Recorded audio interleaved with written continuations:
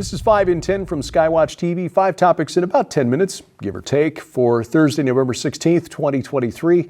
I'm Derek Gilbert. Topic number 5 today, normalizing pedophiles in Germany.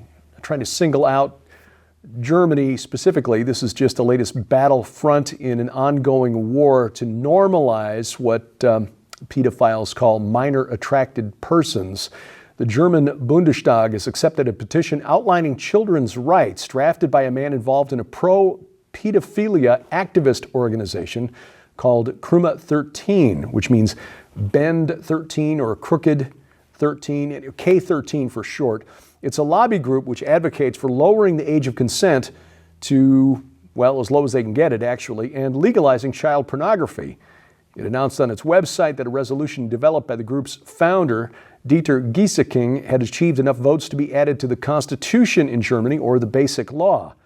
Gieseking's petition amends Article 6 of the Basic Law to add statements regarding children's rights. It states that children should be viewed as legal subjects with their own rights. The reason this is disturbing is that among this right as defined in the Basic Law, Article 2 of the Basic Law, is sexual self-determination. This is included under the phrase free development of personality, which is a fact that Gieseking made certain to point out to his followers on his website. Quote, the children have right to a say in all matters that affect their emotional, mental, and physical well-being, and the right to the free development of their personality. Through his organization, K13, Gieseking and his supporters lobby for lowering the age of consent and for legalizing child pornography, which, by the way, Gieseking has served some jail time for possession and distribution of child pornography. He's a 68-year-old former federal border guard official, founded this organization 30 years ago, and has promoted K13 as a self-help organization for pedosexuals. Again, he's repeatedly been charged with possession of child pornography. Now, why is Gieseking pushing for this change in German law? A self-determination law that leaves children to decide their gender identity opens the door for further demands of alleged sexual self-determination of minors. This is being promoted as helpful to children, but really the only ones that this benefits are predators. Again, this is not to single out Germany because similar movements are taking place all over the world, including here in the United States. Topic number 4, Big Sister. That would be a reference to Orwell's 1984. The state of New York, governed by Big Sister, Governor Kathy Hochul, who announced on Monday that the state of New York, under her direction, is collecting data from social media platforms to combat what she calls hate speech, following an alleged rise in anti-Semitic attacks. This came after Hochul met with Jewish leaders in the state of New York, local law enforcement, and federal authorities. According to New York police, hate incidents against Jews have increased by more than triple since the October 7th terror attacks by Hamas in Israel. And after meeting with leaders in the Jewish communities in New York, Hochul plans to catch incitement to violence and direct threats to others via social media surveillance. In other words, she's forming a department of pre-crime, going to track data on social media to determine who's about to do something and put a stop to it before it happens. The problem with this is that you have to then infer motivation or intent on the part of people who are posting things online.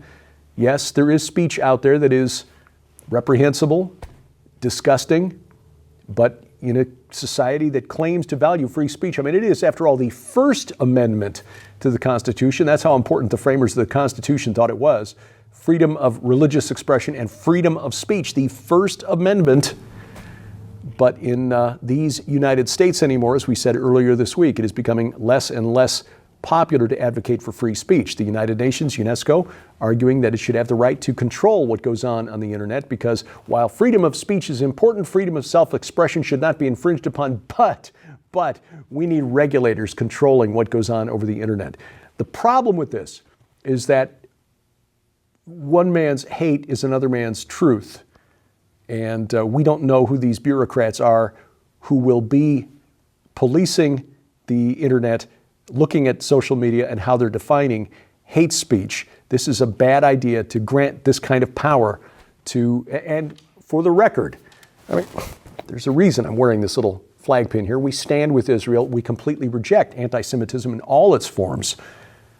But giving that power to government to regulate speech is just a bad idea. Topic number 3, winter blackouts. Could be a cold winter here in the United States. The North American Reliability Corp, which looks at the availability of power for American consumers, is saying that as much as two-thirds of the United States could experience blackouts during peak winter months this year because our grid generating capacity just not really up to the task.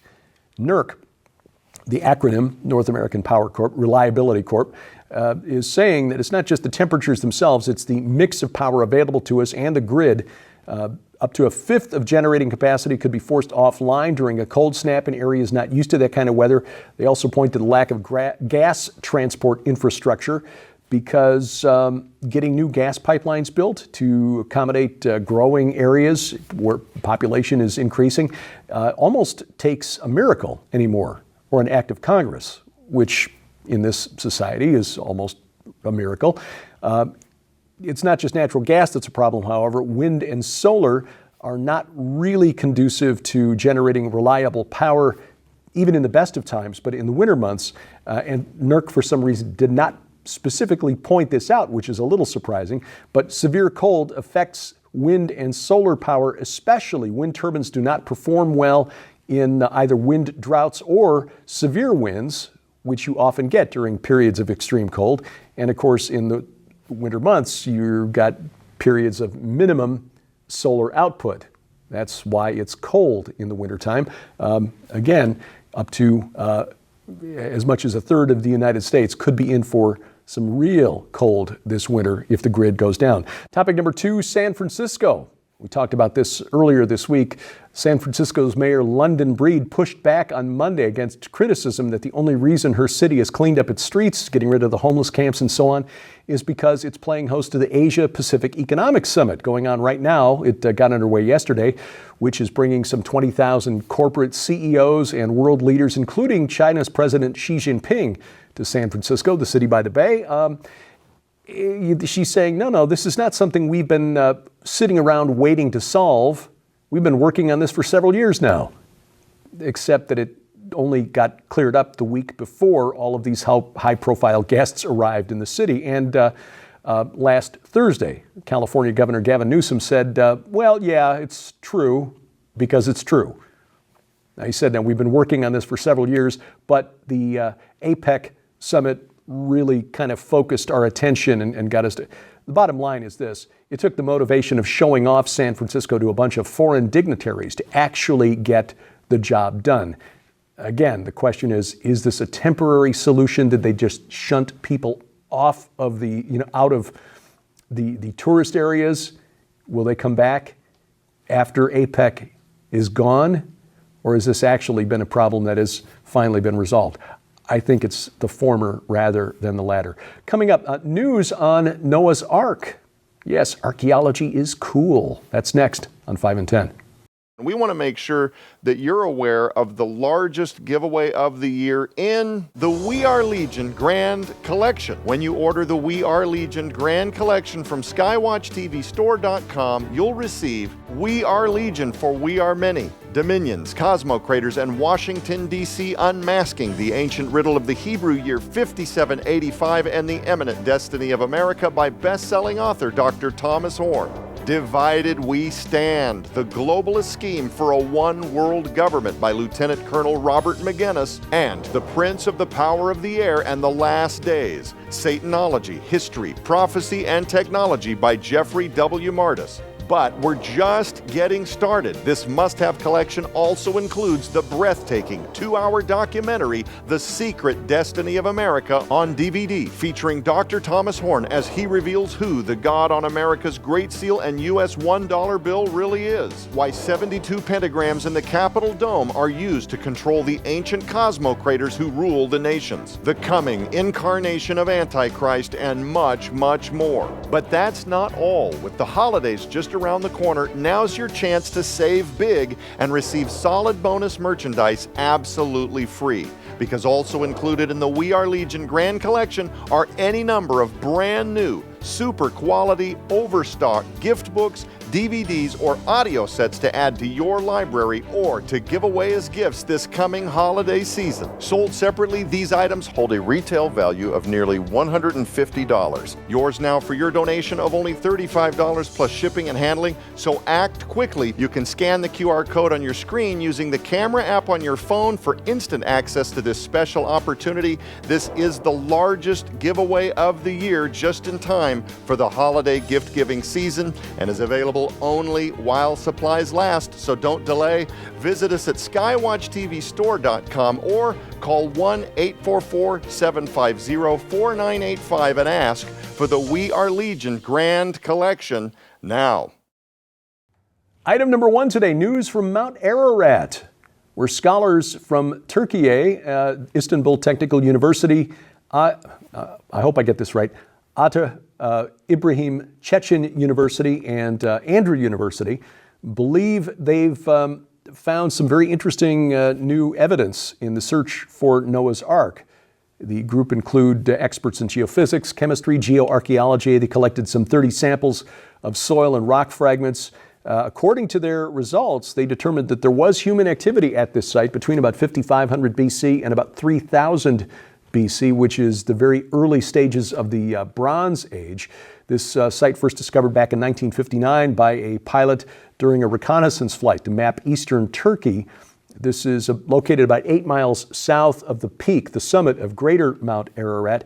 It's about 6,500 feet above sea level. The size and the shape, the shape kind of looks like a boat, but the size, it's almost identical to what's described in the Bible. It's 150 meters, which is almost exactly 300 cubits. So there are those who believe this is the petrified remains of Noah's Ark. Others say, no, it's just an interesting rock formation. A couple of years ago, though, researchers carried out some 3D scans of the area and claimed to discover They discovered a man-made boat structure underground. Next summer, they're going back to use some ground-penetrating radar. We'll find out then what goes on. Interesting, though, that even 5,000, 6,000 years ago, you had people living that high above sea level in the mountains of Ararat. Who could that have been? Yes, archaeology is cool. This week on Skywatch TV, we're talking geopolitics and theopolitics, the spirits at work inside the deep state. This is the last book by Tom Horn, We Are Legion, for We Are Many. And joining Joe Horn on the panel, Sharon and me, Lieutenant Colonel Robert McGinnis, who also contributed to the book. And it is a, very timely discussion as we head into 2024. Get your popcorn. It's going to be nothing if not entertaining, as long as we remember as Christians that our salvation does not come at the ballot box. Our broadcast schedule is posted at skywatchtv.com/channels, but you can watch the program right now at the website, skywatchtv.com. All of our video content is always there. You can also watch it at our YouTube, or rather Roku or Apple TV channels. Our YouTube channel, of course, for the main program at Skywatch TV Now. Rumble has all of our video content as well, rumble.com/skywatchtv. But better yet, get our free mobile app, because like our Roku and Apple TV channels, it is powered by a Christian company, and they will not cancel us. So, guarantee we never get canceled by the gatekeepers of big tech. Download our app to your smartphone or tablet. All of our video content is there. Many other features of the app as well. It's free, available for iOS, Android, and Amazon Kindle Fire phones and tablets. And we have links to their app stores at our website. Just look in the top menu bar at skywatchtv.com for the link. Thank you for watching as we keep watch. I'm Derek Gilbert, and this is 5 in 10 from Skywatch TV.